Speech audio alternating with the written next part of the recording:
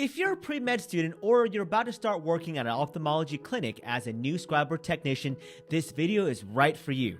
My name is Jeffrey Tran and I'm a board-certified ophthalmologist, and this is part 1 out of a 10-part ophthalmology crash course, and this first video is all about the core fundamentals, specifically how ophthalmologists take a focus history and what we're actually looking for on the eye exam.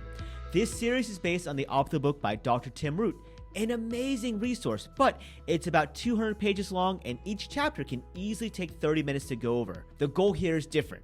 This is a high-paced, high-yield review designed to give you the framework quickly. So let's begin. The history. What you must ask every single eye patient. Just like every specialty in medicine, the history drives the diagnosis in ophthalmology. But there are a few eye-specific symptoms that are so important you should ask every single patient. Floaters and flashes. Floaters are dots, cobwebs, or string that moves when the patient moves their eyes. Flashes are brief sparks of light, like streaks of light. Why do we care? Because new or worsening floaters and flashes are classic warning signs of retinal tears or retinal detachments, conditions that can permanently threaten vision. Transient vision loss. Next, ask about episodes where vision temporarily goes dark or blurry.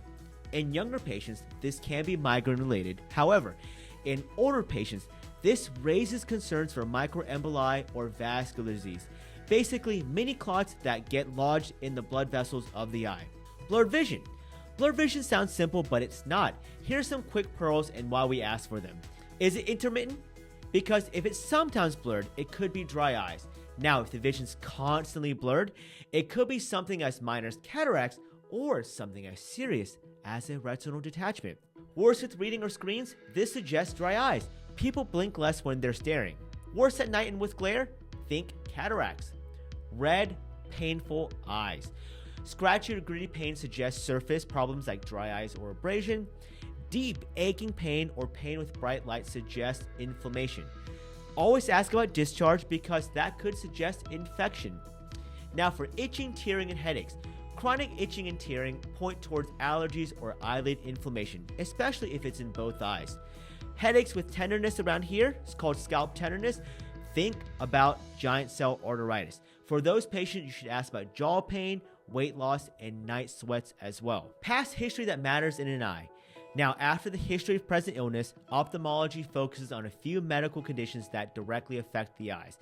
These include key things from the past medical history, including diabetes, which can cause diabetic retinopathy, hypertension, which can affect the retinal blood vessels, thyroid disease, which can affect the eye muscles causing double vision, asthma or COPD, because some of our medications are beta blockers and those affect the lungs.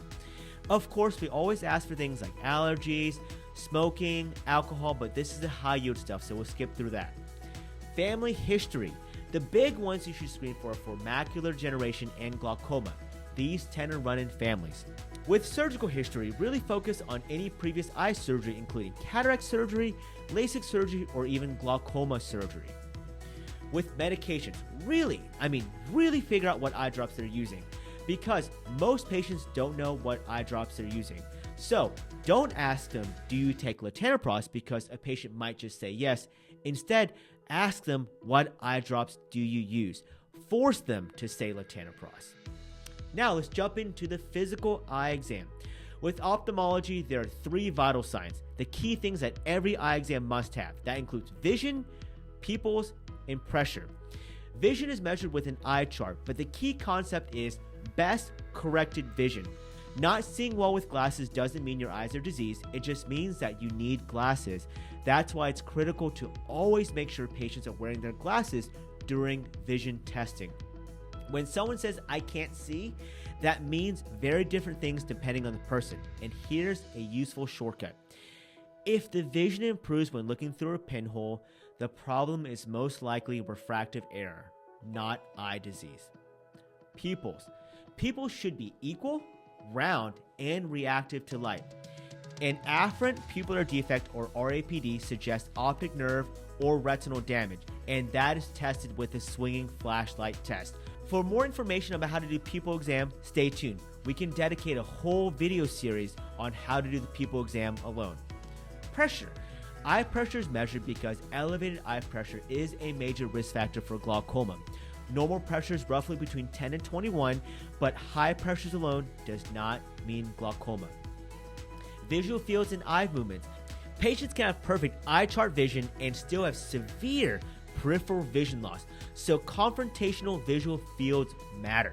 Extraocular movements assess eye muscles and cranial nerves, and it's especially important in patients with double vision.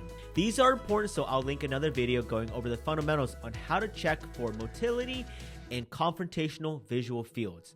Now for the slit lamp and the retina exam, front to back every single time. The slit lamp allows ophthalmologists to examine the eye systematically from front to back. Every detailed note will go over the eyelids, the conjunctiva, the sclera, the cornea, the anterior chamber, and the lens.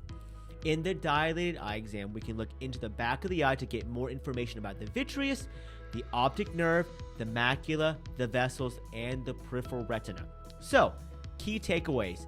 Ophthalmology starts with asking the right eye-specific questions, knowing the vital signs, the vision, pupils, and pressures, and knowing a systematic exam from front to back. If you master those fundamentals, everything else in ophthalmology builds naturally on top of this. For our next video, we're going to dive into eye anatomy. And remember, thank you so much for watching. Click the like and subscribe button, and we'll see you in the next one.